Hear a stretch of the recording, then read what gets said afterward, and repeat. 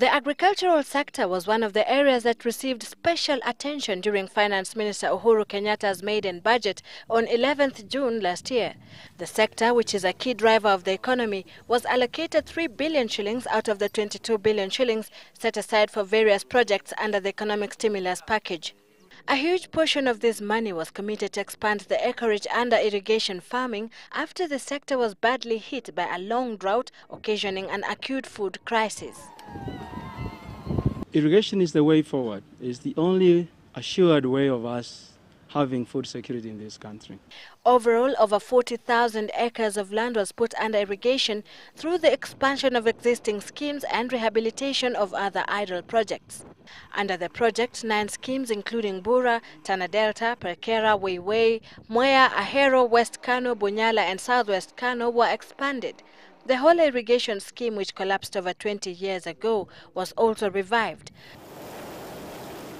Total farmers within the irrigation schemes alone have harvested over 4 million bags of maize, improving the country's food security. Under the project aimed at ensuring food security, the government also put in place an input subsidy program where farmers in arid and semi-arid areas were provided with free seeds under the orphan or rather traditional crops program. The program is also bearing results, with farmers like Mary Kilonzi and Mary Mosia of Ngune village in Mwingi district being assured of food at least until the next season. This is traditionally a food insufficient area, and the answer to the perennial food shortage in this region is traditional foods such as this, which take a short time to mature and are drought resistant. Hii mawele ndio mzuri kwetu kwa maana kiangazi ikija, mvua ikija kidogo tunaweza kufuna kitu.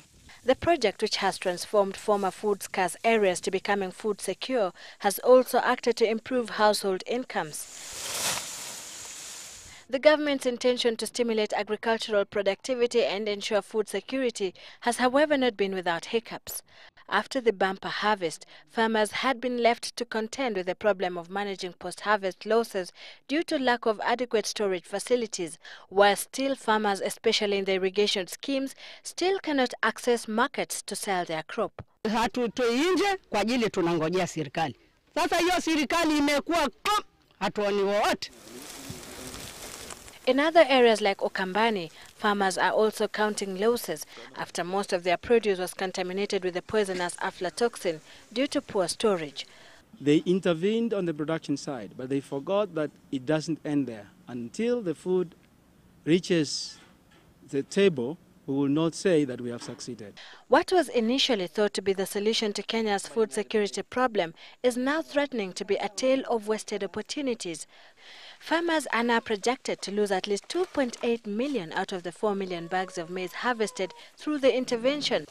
Analysts say the government should invest in more advanced weather forecasting equipment, or else efforts to improve food production may be in vain. In most cases, we have been advised by the weather people that there is going to be a El Nino, and farmers invest heavily in planting. Unfortunately, we face La Nina. Despite the current setback, the government is expected to expand its investment in irrigation and provide more subsidies to farmers.